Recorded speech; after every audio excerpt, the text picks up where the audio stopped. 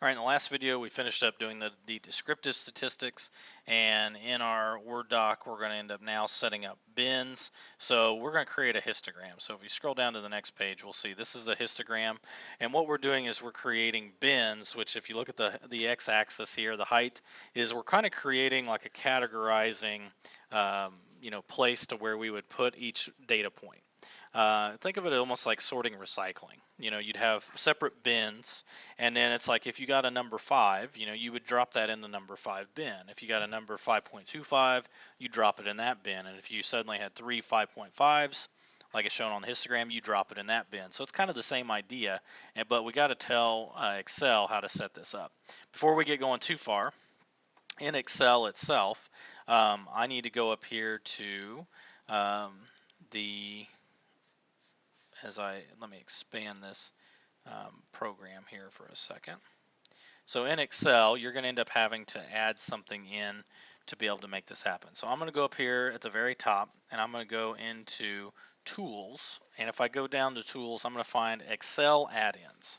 And the Excel add-ins, you want to make sure to check something called the Analysis Tool Pack, and you're going to say OK. And to double check that this is working out okay, click on the Data tab, and you're going to click on at the very end, you should have something called Data Analysis. And that's going to be what we use for these next steps. Let me go ahead and drag this back over. I'm going to go ahead and create these bins, so kind of below where they're going to be out of the way right now. We want to give a lot of room. So I'm going to go down here to like cell, let's do A19. We'll type the word bins. And then I'm going to put in what values that I want to have. So 4.75, 5, 5.25,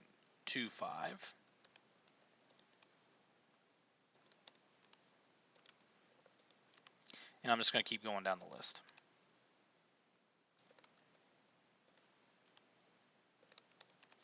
Let me go ahead and highlight all these. We're going to format that out to 3 decimals as they have shown in the example. And I'm going to say OK. So there's where all our bins are at. Now what I'm going to end up doing is we're going to end up utilizing that analysis tool pack and creating a histogram and formatting it just how it shows here. So there's going to be a little bit of that kind of going on. So with our analysis tool pack, let me go ahead and open this up just a little bit more. It's going to be a little easier to see. I'm going to go ahead and I'm going to click on the data tab. Go ahead and choose, when I do that, I'm going to end up choosing data analysis. In data analysis, the type that we want to create is we want to find histogram. There's a lot of different statistical things we can go through and calculate for. Histogram, I'm going to say OK. Input range is going to be what numbers that I want to use. So if I click on this little icon in the corner, it'll minimize this, and I'm going to choose what numbers I want to input. So I'm going to choose C5 to C16, just like how we've been doing before, and then I'm going to click on the little corner to bring this back down. The bin range, I'm going to click on the little icon, go down here and select my bins, expand that there, and then I'm going to end up saying this one is the output options. Now right now it's defaulted to output into a new worksheet, which would be a new sheet down here at the bottom. You get added. I'm going to go ahead and just say output range, and then right now I'm not real sure where I want it, but where do I want the chart to start at? I'm going to click here, and I'm just going to kind of set it up here on, like, let's say H4 or H3. Just that'll be where the chart starts. Okay, I want to make sure that I want to also check chart output. And then when I'm done, I'm going to go ahead and say OK. So the rest of this stuff we'll leave. Just make sure your screen matches mine. I'll say OK. And here's what ends up happening. So is that the output, it puts in the bin and the frequency. Here's the histogram. So I'm going to go ahead and click on it, and I can drag it around. So maybe I need to put it somewhere down here below. Now the thing is that you will end up seeing is you can resize the chart and everything. So maybe we need to make this just a little bit bigger and place it kind of closer. We don't want to cover up any data, but there we go. And we're going to end up editing a few things. So the first thing is I'm going to go ahead and change, where instead of it saying histogram, I want to change it to say heights of students. I need to go ahead and get rid of, so here I can click on this frequency, and I can right click and say delete. So then that way it's going to get rid of the frequency there. And I don't like the more column. So the more is any data points that would fall outside of the bin ranges. So I'm just going to highlight this row and I'm going to say delete. And what I'm going to do is I'm going to shift the cells up and then I'm going to say OK. So there we go. Now that gets rid of the more column and it makes it look a little bit more. And we didn't have any data points that fell out of that range either. So while I'm here, I'm going to go ahead and click inside the plot area so you can see right inside where the bars should be. And I can right click and say Format Plot Area. When I do this, I can do a few things as far as looking at different fill types, but if I click on this little icon here, so you can see there's some different settings that we can do, but really where I need to be looking is not so much on this right side as much as up here at the top where it says Chart Design. So here on the Chart Design tab, I'm going to go here to say Add Chart Element. I'm going to end up changing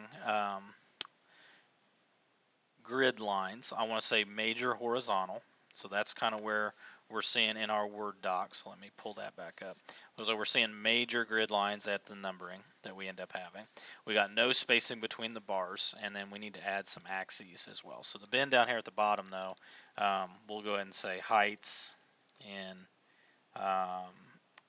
so this would be in feet, as it shows there. So I think the Word doc shows inches, but that doesn't make sense. So heights in feet. And then some of the other things, we don't need a legend, we don't need any trend lines or anything like that, but we can go ahead and do some other little items. Okay, so the other thing too is I'm going to kind of right click and I can go ahead and say format. So there's the format there at the beginning. Looks like I double clicked too many times. Chart design. So we can end up doing some little things here. So what I usually like to do is I can go ahead and select the bars and say format data series. So if I right click on the bars, so on one of the blue bars there, right click, say format data series. And then here they say the gap width is set at 150%. Let's drop that down to 0. So in fact, I like it to be a little higher, maybe about,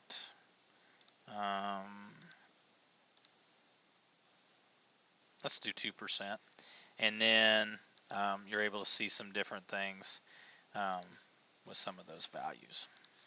So heights of students are gaps. Very minimal. I like to have a small amount of a gap, just that way it's very easy to kind of see. Let's look and see what we've got here. Frequency, we got our bars.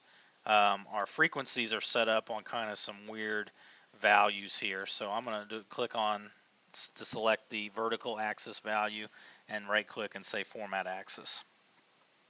From here, the minimum, we're going to say the max by this chart. The maximum value we had was 4. So let's go ahead and change that to 3.5. Let's go to 4.0. And then the major units, let's go ahead and change that to 1.0. And then that way we kind of have those in there. And then as I kind of go through and have some of those in there as well, I can go ahead and click. So now when I click out of there, here's my major units that are showing up. So 1, 2, 3, 4, starting at 0 and then counting up to 4. And then there's all my chart and everything there. So really, that's all that I have to do in this case. Like I said, I don't like that more column. I like to take it out, but this is kind of what's happening.